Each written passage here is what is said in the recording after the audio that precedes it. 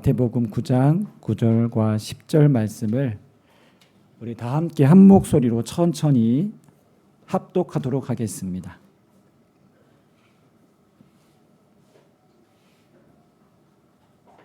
마태복음 9장 9절에서 10절 말씀입니다. 다 함께 읽겠습니다. 예수께서 그곳을 떠나 지나가시다가 마태라는 사람이 세간에 앉아 있는 것을 보시고 이르시되 나를 따르라 하시니 일어나 따르니라. 예수께서 마태 집에서 앉아 음식을 잡수실 때에 많은 세리와 죄인들이 와서 예수와 그의 제자들과 함께 앉았더니. 아멘. 잠시 기도하고 말씀 나누겠습니다. 살아계신 아버지 하나님, 우리를 부르시고 하나님의 말씀을 우리에게 또한 들려주시고 그 말씀대로 순종하며 살아가기를 원하시는 아버지 하나님, 오늘도 이 말씀에 담긴 하나님의 마음과 뜻을 잘 분별하고 깨닫게 하시고 아멘으로 화답하여 말씀이 우리의 삶이 되게 하시고 순종하는 삶이 가장 복되다는 것을 경험하며 살아갈 수 있도록 도와주옵소서. 이 부족한 종의 입술을 주의 성령께서 주장하여 주시고 붙드시고 전하고 듣는 모든 우리가 하나님 주시는 동일한 은혜 안에 젖어들게 하여 주시옵소서. 감사드리며 예수님의 이름으로 기도합니다. 아멘. 네, 오늘 우리가 읽은 본문의 말씀을 가지고 마태 하나님의 선물이라는 제목으로 함께 말씀의 아래 나누도록 하겠습니다. 우리가 신앙생활 하는 분들 중에 자녀들의 이름을 지을 때 가장 많이 짓는 이름이 무엇일까요? 제가 다 조사해 보진 않았습니다. 근데 제가 지난 세월의 경험을 통해서 볼 때 은혜가 아닐까. 네. 김은혜, 이은혜, 박은혜, 장은혜 제가 다 만나봤습니다. 그런데 오은혜는 아직 못 만나봤네요. 네. 분명히 있습니다. 많이 있습니다. 오늘 성경은 바로 그 은혜의 이름을 가진 사람의 이야기입니다. 누구입니까? 마태. 본문 구절에 보시면요, 예수께서 그곳을 떠나 지나가시다가 마태라 하는 사람이라고 되어 있죠. 네. 여러분, 마태라는 이름의 뜻은 오늘 우리가 본문의 제목처럼 하나님의 선물입니다. 마태라는 뜻이 뭐라고요? 하나님의 선물. 네. 말 그대로 뭡니까? 은혜죠. 은혜. 값없이 주어지는 선물이 곧 은혜잖아요. 네. 은혜를 풀어 설명하면 값없이 우리에게 주신 선물, 네, 은혜라고 말합니다. 자, 그런데 마태 원래 이름이 뭔지 혹시 기억나시는 분 계세요? 본명, 마태의 본명. 마태의 본명은 여러분 성경에 보시면 다른 복음서에는 뭐라고 되어 있냐면 레위로 되어 있습니다. 한번 화면 보여주시면 이 동일한 사건을 이 공관복음에서 동일하게 마가복음, 누가복음 이렇게 기록되어 있는데요. 알페의 아들 레위가 세관에 앉아 있는 것을 보시고 누가복음에도 세리 레위라는 사람이 세관에 앉아 있는 것을 보시고 동명이인이 아닙니다. 네. 마태가 레위입니다. 네. 레위가 마태입니다. 그래서 성경 읽으실 때 좀 헷갈릴 수도 있어요. 네. 그래서 동일 인물입니다. 자, 그런데요, 혹시 조금 이상한 걸 발견하신 분이 아마 계실 것 같은데 유독 마태복음에서만 레위라는 본명의 이름을 쓰지 않고 뭘 했습니까? 마태라는 새로 부여받은 그 이름을 기록하고 있습니다. 마태복음 누가 기록했습니까? 네, 마태가 기록했습니다. 마태가 저자입니다. 본인이 마태복음을 기록하면서 이 대목에 자신의 본명이 아닌 새 이름을 넣고 싶었던 이유가 분명히 있었을 것입니다. 그래서 그는 마태라고 기록했을 거예요. 이 마태라는 이름을 누가 지어줬을까요? 잘 모르지만 아마 예수님이 지어주셨을 것 같습니다. 너는 뭐라고요? 하나님의 선물이야. 너는 하나님의 선물이야. 우리 한번 옆에 계신 분들께 한번 이렇게 한번 축복해 볼까요? 당신 하나님의 선물입니다. 당신 하나님의 선물입니다. 아멘. 그렇다면 여러분, 우리가 이 마태 이전에 레위라는 이름을 먼저 한번 살펴볼 필요가 있어요. 네. 신학자들은요, 마태를 레위 지파 출신으로 대부분 보고 있습니다. 여러분, 레위 지파가 아닌 아이를 태어났는데 그 아이를 굳이 레위라는 이름으로 지을 부모는 없겠죠. 네. 당연히 레위 지파이기 때문에 레위라고 지었습니다. 그리고 아이의 이름을요, 아버지나 아니면 친족 중에 이름으로 부르는 것은, 이름 짓는 것이 당시 유대인들의 하나의 전통이자 풍습이기도 했습니다. 자, 그렇다면 원래 유대인 자녀들의 교육보다 이 레위 지파의 자녀들이 받아야 할 교육은, 신앙 교육, 율법 교육은 어땠을까요? 강도가 훨씬 셌습니다. 네, 특별했겠죠. 제사와 율법을 가르치는 역할을 주로 레위 지파가 맡았기에 어릴 때부터 이 체계적인 율법 교육을 매우 강도 있게 받았을 것입니다. 그 교육이 우리가 소위 말하는 토라 교육, 모세 오경을 토라라고 하거든요. 이 토라 교육과 또 탈무드 교육, 우리가 아마 탈무드 읽어보신 분들도 계실 거예요. 예. 그래서 그것들을 계속 달달달 암송합니다. 그래서 뭐 토라 전체를 암송하는 어린이들도 있고 학생들도 있고요. 이것이 여러분 초등교육이에요. 초등교육. 그 다음으로 넘어가면 12살이 지나가면 이제 서기관 학교라는 중등교육기관으로 넘어갑니다. 초등교육에서 이 아이는 도저히 율법 연구에 소질이 없다라고 생각되면 다음 과정으로 넘어갈까요? 못 넘어갈까요? 당연히 못 넘어가겠죠. 그저 자기가 원하는 직업을 선택하게 둡니다. 이런 베드로와 요한은 이 중등교육 과정으로 넘어가지 않고 그저 자기 생업을 위해서 어부가 되는 그 직업을 선택했던 것이죠. 이런 마태가 한번 물어보겠습니다. 그럼 마태가 중등교육을 받았을까요? 못 받았을까요? 성경에 나와 있지는 않습니다. 그래서 모릅니다, 사실. 몰라요. 그런데 우리가 충분히 유추해 볼 수 있습니다. 마태복음의 저자가 마태라는 것을 볼 때 충분히 우리는 중등교육을 충분히 받았을 것이다. 이 교육은 영재교육입니다. 전체 초등교육에서 영재교육으로 넘어갈 때 단 한 3%에서 5%밖에 그 학생들만 올라갑니다. 왜 우리가 그렇게 짐작할 수 있냐? 여러분, 마태복음은요, 자기 동족인 유대인들에게 예수 그리스도가 진정한 메시아 구원자 되심을 전하기 위해 기록한 책입니다. 자, 그런데 유대인들에게 예수님을 전하기 위해서는 구약의 메시아 예언의, 구약에서 메시아 예언의 성취자라는 그 근거를 분명하게 제시해야 됩니다. 아니면 유대인들은 설득이 안 돼요. 요한복음의 방식으로, 누가의 방식으로, 마가의 방식으로는 이 유대인들이 설득이 안 돼요. 근데 마태복음에는요, 100개 가까이 구약의 말씀이 인용되었습니다. 그리고 마태복음은 다른 복음서와 조금 더 차별되는 부분이 바로 그것인데요. 그만큼 마태는 구약 성경을 자유자재로 인용할 수 있는, 그것도 정확하게 구절을 대입할 수 있는 실력을 갖춘 사람이었다라는 것입니다. 그 실력이 어디에서 났을까요? 쉽게 우리가 예상할 수 있겠죠. 그는 충분히 영재교육을 받은 사람이다라는 것을 우리는 짐작할 수 있습니다.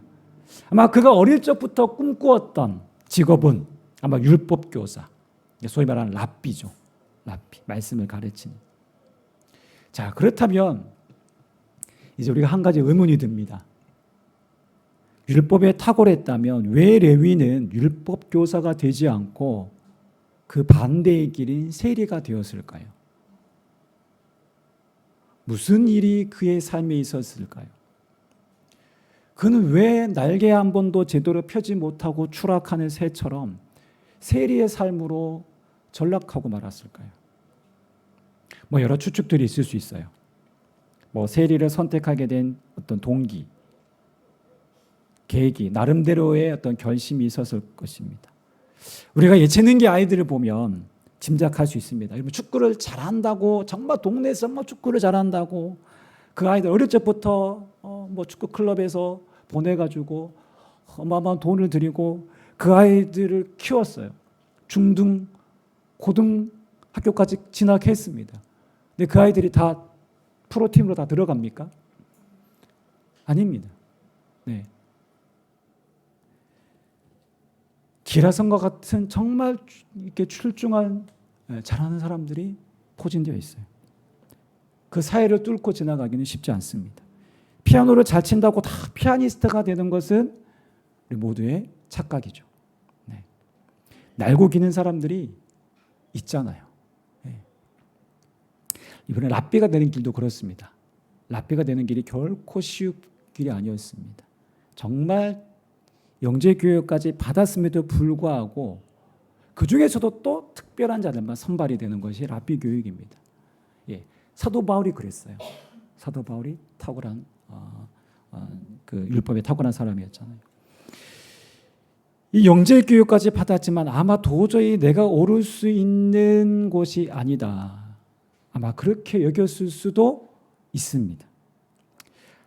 또 하나 우리가 추측하자면 아마 이 지긋지긋한 이 가난에서 벗어나는 유일한 길은 내가 좀 욕을 먹더라도 지탄을 받더라도 세리가 되는 길이 가장 빠른 길이다라고 여겼을 것입니다.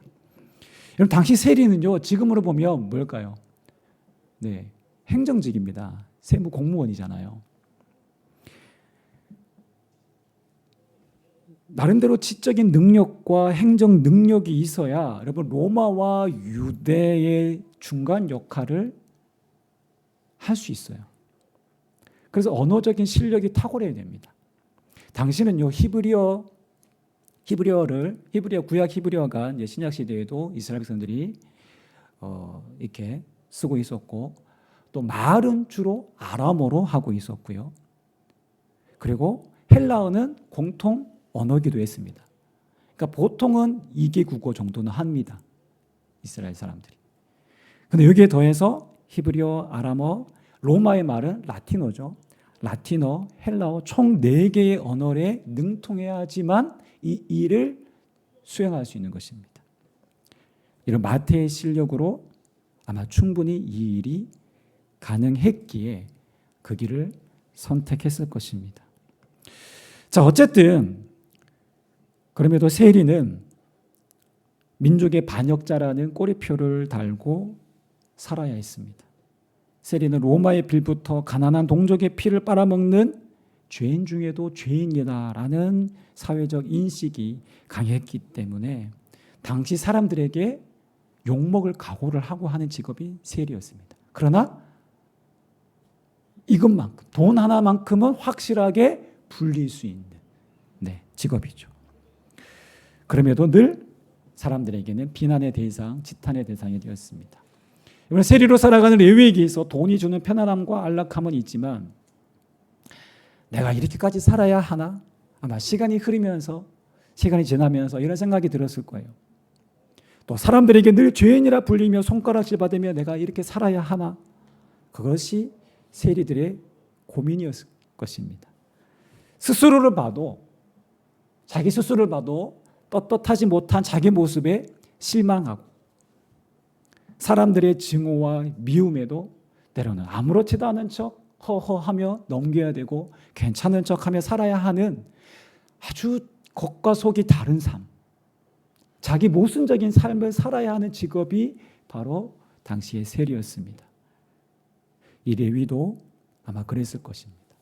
시간이 흐르면 흐를수록 이 세리에 대한 이 직업적인 부분은 늘 고민이었고 더 깊어졌을 것입니다. 자, 그런 가문나움 세관에 있던 마태에게 예수님이 어느 날 갑자기 찾아오셨습니다. 여러분, 가버나움이라는 것은 예수님께서 정말 많은 이적을 베푼 장소이기도 합니다. 그것은 예수님의 본거지였습니다. 오늘 본문에 보시면 그곳을 떠나 지나가시다가 라고 되어 있습니다. 그곳이라는 것은 이제 그 앞절이죠. 네.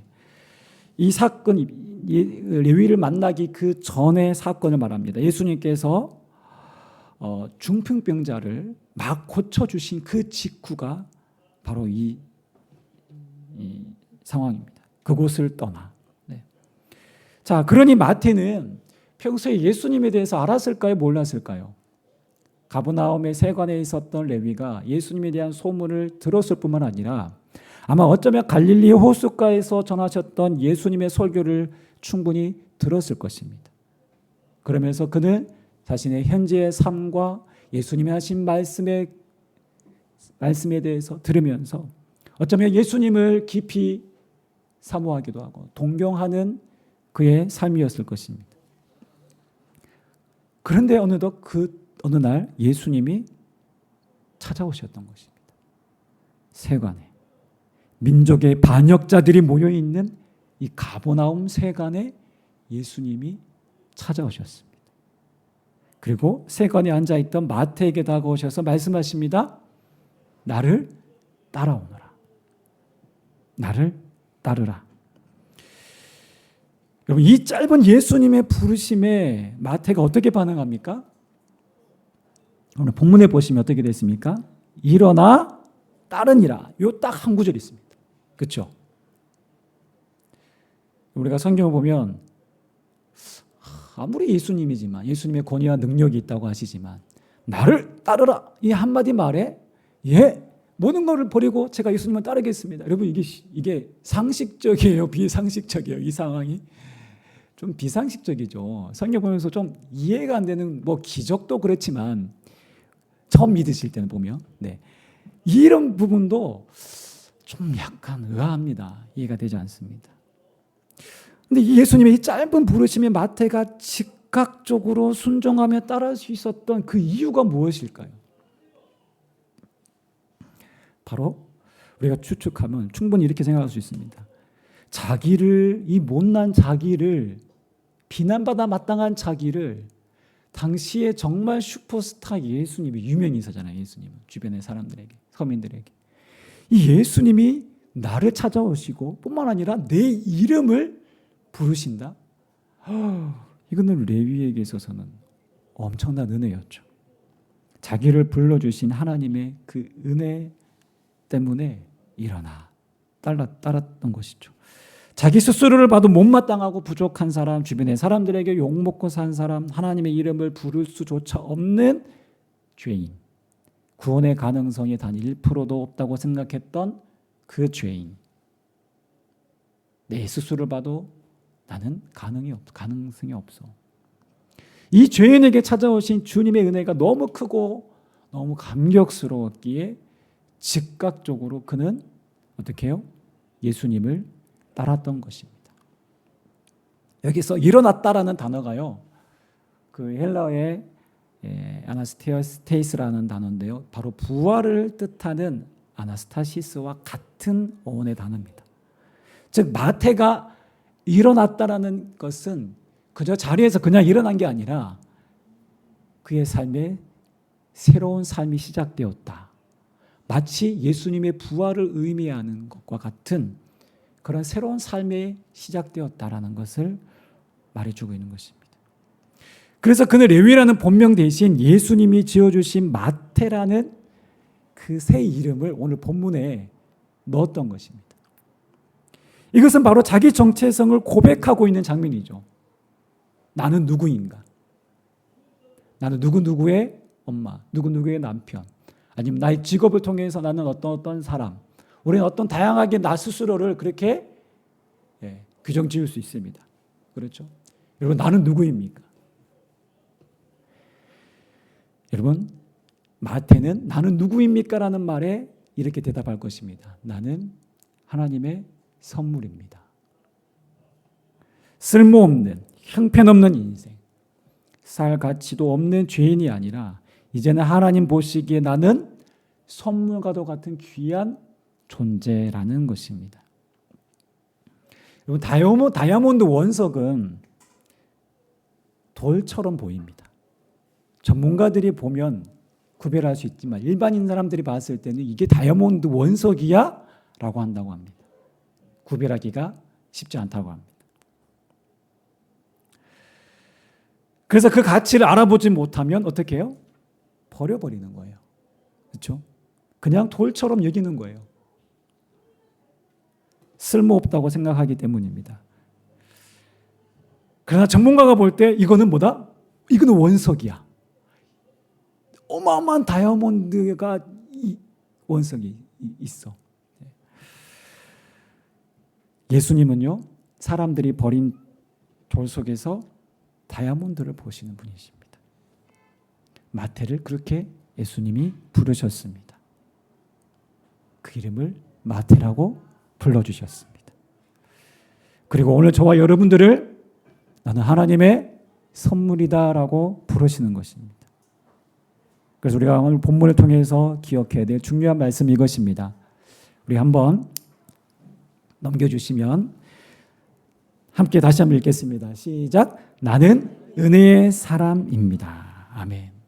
나는 하나님의 선물입니다. 곧 나는 은혜의 사람입니다. 나는 하나님의 은혜 가운데 있는 은혜를 입은 사람입니다. 라는 것을 우리의 평생에 늘 우리는 기억해야 됩니다. 우리가 못나고 실패하고 때로는 내 스스로를 봐도 실망할 때가 있습니다. 우리가 주어진 인생의 마치 성적표를 보면서 내가 이것밖에 안 되라고 생각할 때도 있습니다. 그러나 그때 우리는 기억해야 됩니다. 나는 그럼에도 하나님의 선물이다. 은혜의 사람이다. 라는 것입니다. 여러분 마태복음 좀 더 우리가 다음 장 넘어가 보시면 10장 2절에서 4절에 보면 예수님의 12제자 이름이 등장하는데요.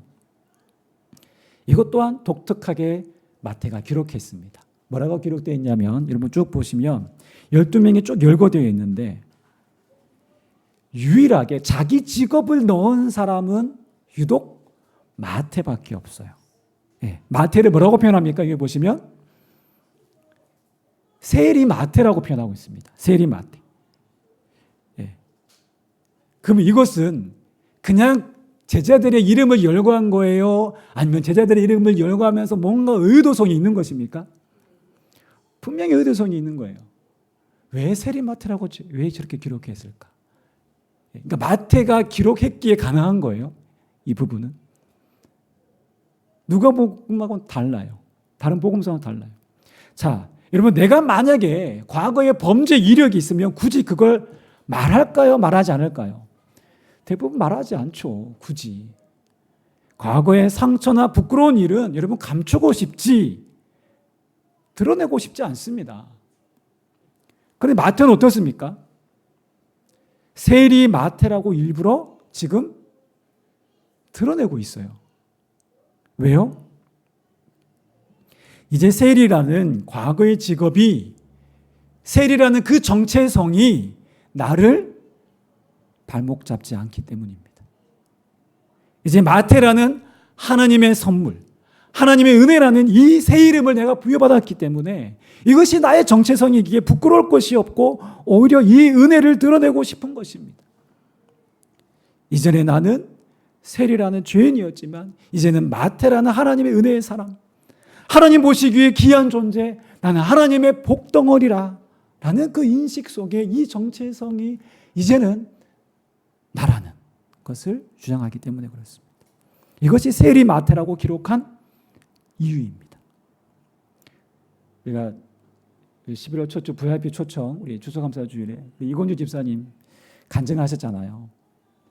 예수 믿기 전에 그 과거의 삶을 우리가 다 듣지 못했지만 더 있어요. 더 있을 거예요. 한번 나중에 기회가 있으면 그 과거의 삶을 있는 그대로 여과 없이 이렇게 말씀하시잖아요.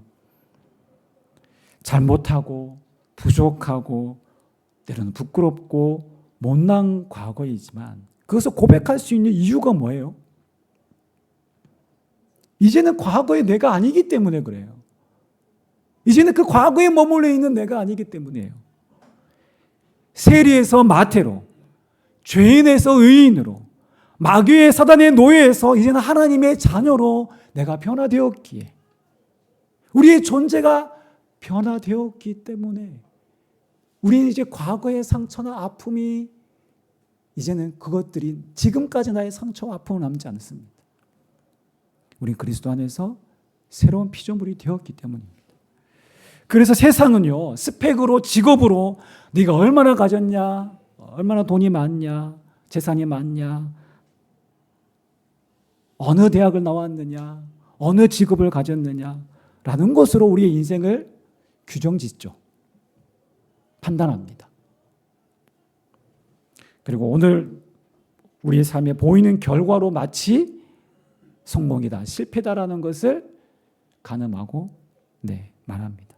어찌 보면 우리가 그리스도인으로 살아가는 우리 삶을 향해서도 아유, 바보같이 산다. 아유, 왜 저렇게 참 바보같이 사냐. 힘들게 사냐. 좀 즐기고 누리고 뭐 하고 싶은 대로 살면 되지. 이 화창한 연휴에, 휴일에 뭐 저렇게 교회 간다고 저러냐. 그렇게 생각할지 모르지만 여러분, 우리의 삶은 세상의 말이 우리를 규정하는 것이 아니라 하나님의 말씀이, 하나님의 나를 규정하는 것입니다. 하나님 마태를 뭐라고 불렀습니까? 레위를 마태라고 불렀죠. 너는 나의 선물이야. 그것은 곧 하나님 우리의 존재 자체만으로도 하나님 우리를 기뻐하십니다. 이것이 우리의 정체성입니다. 나는 하나님의 선물, 하나님이 기뻐하시는 존귀한 자라는 사실입니다. 그렇게 우리는 하나님의 이 구원의 은혜, 택하심의 은혜를 입은 은혜의 사람이다라는 것을 우리가 반드시 기억해야 됩니다. 그래서 우리가 예수를 믿고 일어나는 변화 중에 가장 큰 변화가 뭘까요? 여러분, 예수 믿어가지고 일확천금 얻었습니까? 부자가 되었습니까? 아니잖아요. 변화 중에 가장 큰 변화는 내 자아가 회복되고 내 자아가 건강하게 변화되었다는 것입니다. 넘어져도 실패해도 다시 우리는 일어설 수 있는 소위 말하는 회복 탄력성이 우리 안에는 딱 장착되어 있습니다. 그렇죠? 우리가 지난번에 감사주일 나눴던 것처럼 범사에 모든 일에도, 우리는 모든 상황에도 감사할 수 있습니다. 왜요? 하나님이 우리의 때로는 아픔도, 우리의 기쁨도, 그 모든 상황 가운데서 합력하여 하나님은 뭘 이루시기 때문에요? 선을 이루시기 때문임을 알기 때문에 오늘도 우리는 감사하고 기뻐하고 때로는 용서하고 품어줄 수 있는 것입니다. 왜요? 하나님의 사랑이 우리 마음 가운데 부음바 되었기 때문에. 그래서 우리가 넉넉해질 수 있는 거예요. 여러분, 이 믿음이 있기에, 하나님이 오늘도, 내 아버지 되신 하나님이 오늘도 나를 붙드신다라는 이 믿음이 있기에 넘어져도 다시 일어서는 것입니다. 누가 뭐래도 나는 하나님의 선물이다, 은혜의 사람이라는 것을 기억하시는 저와 여러분들 되시기를 축복합니다. 또 하나 우리가 본문을 통해 발견할 수 있는 중요한 사실, 우리 한번 두 번째 대신에 한번 읽어보겠습니다. 시작. 은혜의 사람이 은혜를 흘러보내게 됩니다. 아멘. 오늘 본문 10절에 보시면 예수께서 마태의 집에서 앉아 음식을 잡수실 때에 많은 세리와 죄인들이 와서 그의 제자들과 함께 앉았더니 라고 되어 있습니다. 마태의 집에 지금 큰 잔치가 벌어졌습니다. 많은 세리와 죄인들을 누가 불러왔을까요? 마태가 불러왔겠죠. 아마도 그들은 마태와 같이 이 가버나움 세관이 컸었던 것 같습니다. 아마 그 세관에 근무했던 동료들이 있었을 것입니다. 아마 그 동료들을 데리고 와서 예수님 만나봐, 예수님이랑 한번 이야기해봐, 그러면서 그들을 설득하고 그들에게 이야기했을 것입니다. 우리는 오늘 마태의 모습을 통해서 우리는 은혜 받은 자의 삶이 어떠한 것인지를 우리는 볼 수 있습니다. 은혜의 선물을 받은 자는 결코 그 선물을 자기만의 선물로 가둬두지 않습니다. 마태는 자기가 받은 이 은혜를 자기와 비슷한 처지에 있는 이들과 함께 나누었습니다. 나 같은 죄인을 용납하시고 제자로 불러주신 그 은혜, 조건 없이 받는 이 사랑을 어떻게든 나누고 싶은 거예요. 우리가 좋은 거 나누고 싶잖아요. 우리가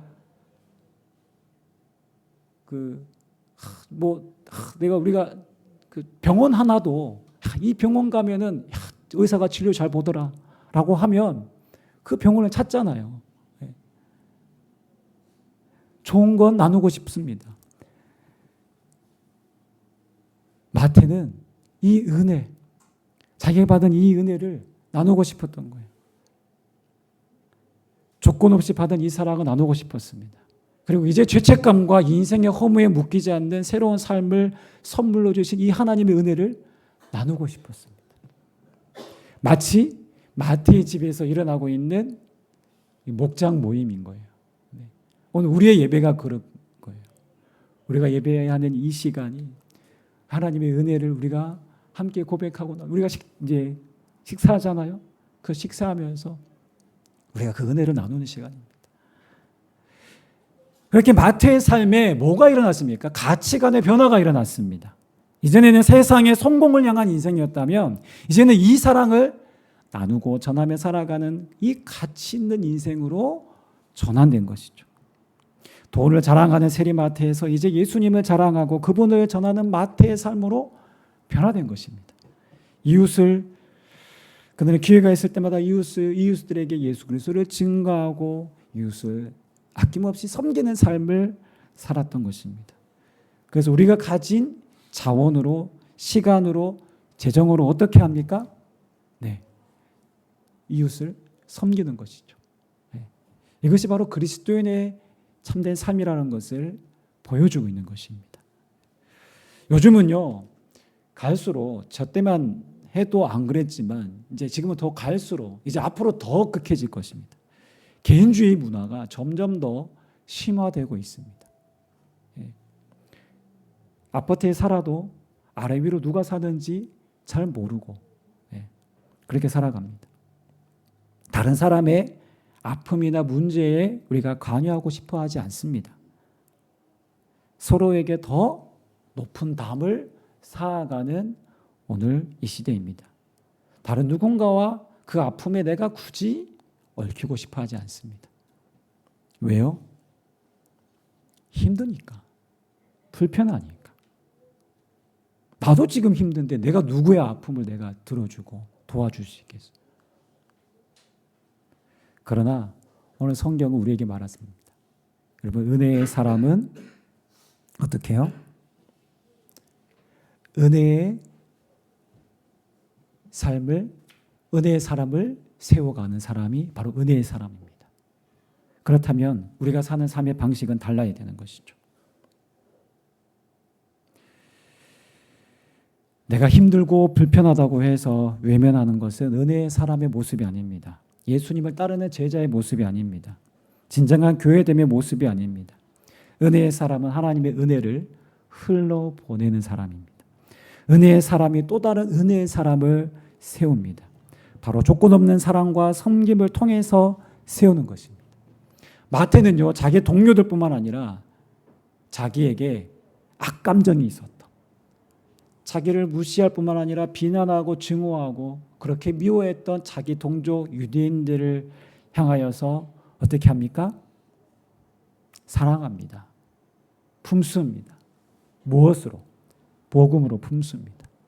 그래서 하나님의 사랑을, 예수 그리스도의 구원의 메시지를 글로 기록합니다. 그것이 우리 손에 들려져 있는 바로 이 마태복음입니다. 자기를 향한 증오와 경멸의 눈빛을 보냈던 자기 동족의 구원을 위해 하나님의 이 생명의 말씀을 써내려 갔던 것이죠.